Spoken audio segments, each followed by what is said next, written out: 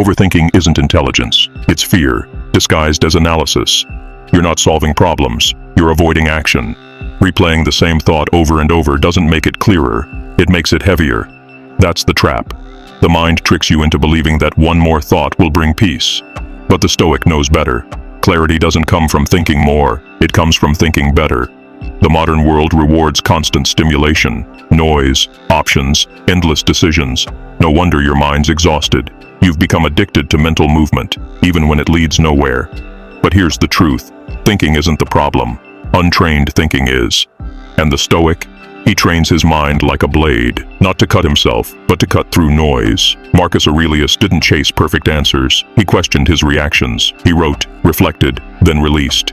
That's the Stoic method. Examine, distill, discard. Because the goal isn't to control every thought. It's to stop letting thoughts control you. Most people don't need more clarity.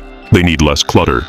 Every what if, every maybe, every imagined scenario adds another layer to the fog. And the Stoic knows. Clarity isn't about solving everything. It's about cutting what doesn't matter. Because not every thought deserves your energy. Not every problem deserves your presence. Overthinking is a thief. It robs you of the moment you're in, trading now for a future that may never happen. The Stoic doesn't play that game. He asks one simple question. Is this within my control? If yes, act. If no, release. That question alone has saved more mental bandwidth than 1,000 productivity hacks. And this isn't just about peace, it's about power. Because when your mind is always spinning, your actions are always stalling. You hesitate, you doubt, you second-guess yourself into inaction. But when you train your thoughts to serve your purpose, instead of sabotage it, you stop drowning in what if and start moving with what's next. The overthinker waits for perfect certainty. The Stoic moves with clear intention. That's the divide. One is trapped by thought. The other uses thought like a compass, not a cage. And if you're tired of spiraling, if you're tired of analyzing yourself into paralysis, it's time to step off the mental treadmill and start living like a Stoic. You don't need another hour in your head. You need a standard. You need a filter. You need decisiveness, not because every choice is guaranteed, but because your peace isn't tied to the outcome. It's tied to the effort, to the intention behind the move. That's where power lives, not in perfect plans, but in deliberate action. And if this resonates, you're not here by accident. You've been stuck in thought loops long enough. This space, the inner legion, is where men come to break those loops. To kill overthinking, not with noise, but with philosophy sharpened into discipline.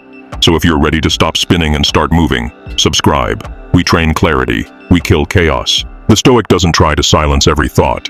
He filters them, like a gatekeeper. The question isn't, why am I thinking this? It's, does this thought serve my purpose or distract me from it? Most overthinkers let every idea in, every doubt, every imagined consequence. No wonder they're paralyzed. But the Stoic, he guards his mind like sacred ground. That's the shift, from mental sponge to mental sword. You stop absorbing every worry and start cutting through them. The technique isn't complex, it's deliberate. You write, you reflect, you detach. You ask, is this useful? Is this true? Is this within my control? If the answer is no, discard it. Thought is a tool, not your master.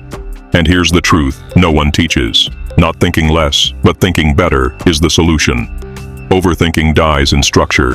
When you train your mental routines like physical ones, morning reflection, evening review, thought journaling, your mind gets tighter, cleaner, sharper, and eventually, those voices that once ran wild fall silent. Overthinking thrives in stillness, not the Stoic kind, but the passive kind. You sit, you wait, you loop. The Stoic breaks the loop through movement with purpose, not chaotic hustle, intentional execution. He journals not to vent, but to clarify.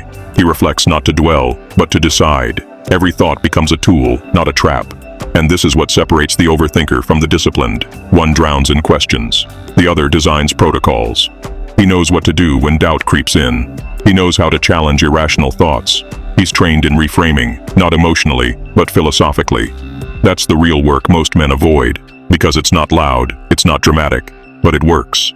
The Stoic mindset isn't about having no thoughts. It's about ruling your thoughts, keeping them sharp, clean, functional. So when life tests him, he doesn't spiral, he executes. That's not luck. That's the result of mental reps.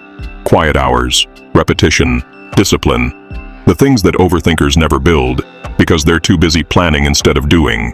The war isn't outside, It's in your head.